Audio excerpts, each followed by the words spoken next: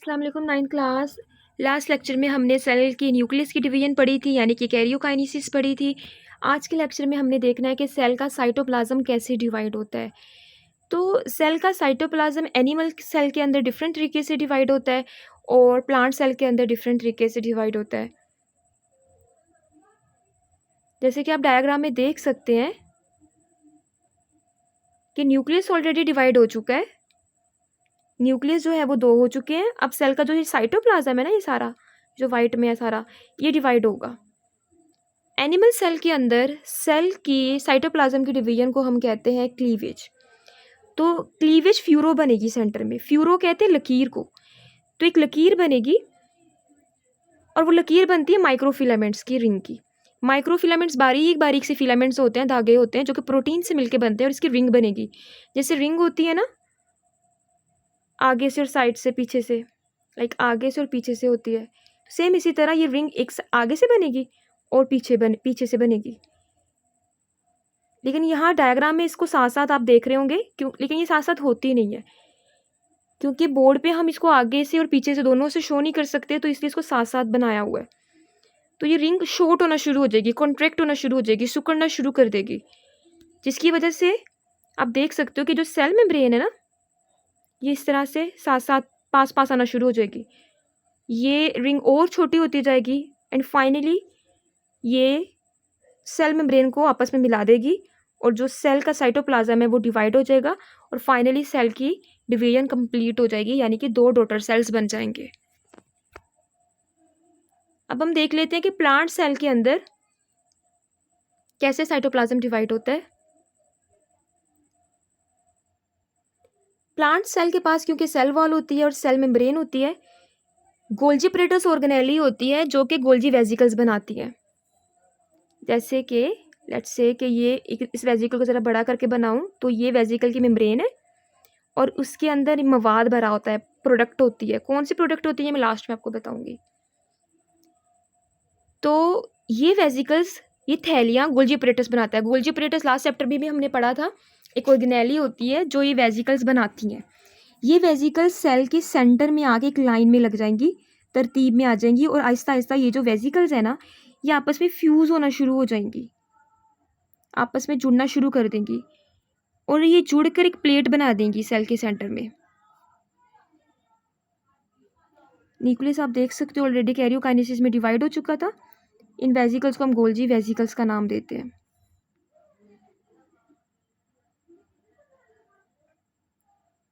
तो जो मेम्ब्रेन है उसको हम ग्रीन से ब्लैक से बना लेते हैं और इसके अंदर कंटेंट को हम ग्रीन से बना लेते हैं इस तरह से। तो ये वेजिकल्स का सबका कंटेंट आपस में फ्यूज़ हो गया है, मिल गया है। अच्छा, मज़ीद वेजिकल्स आएंगी साइडों पे और ये भी आके इस प्लेट के साथ फ्यूज़ हो जाएंगी और इस प्लेट को हम नाम देते हैं सेल प्लेट का या फ्रेगमोप्लास्ट का। फ्रेगमोप्लास्ट का या सेल प्लेट भी हम इसे कहते हैं।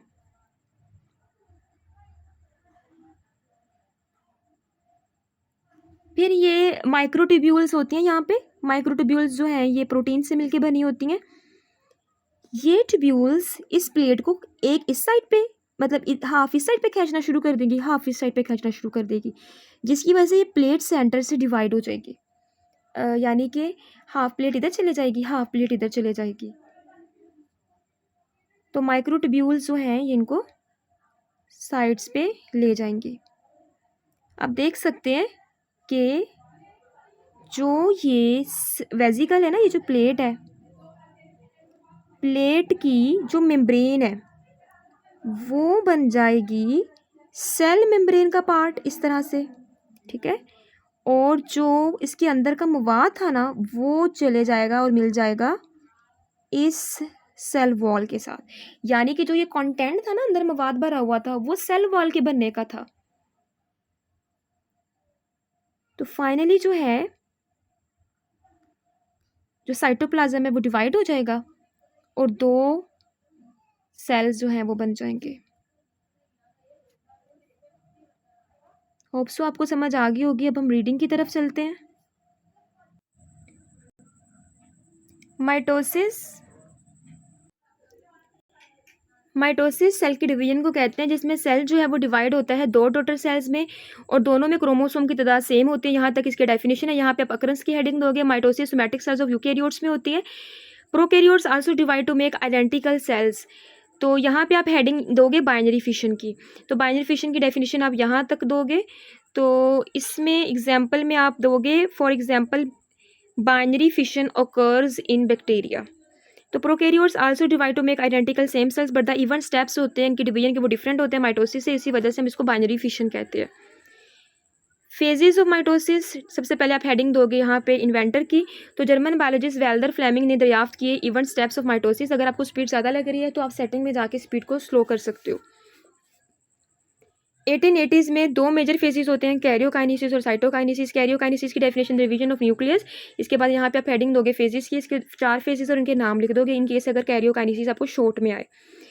प्रोफेज, ड्यूरिंग प्रोफेज, अच्छा इनकी जो डेफिनेशंस है ना प्रोफेज की, मेटाफेज की, ये आप इसी चैप्टर के लास्ट पे बुलेट पॉइंट्स हैं, लास्ट पेज है, तो वहाँ पे प्रोफेज की डेफिनेशन दी हुई है, मेटाफेज की भी, एनाफेज की भी, टीलोफेज की भी।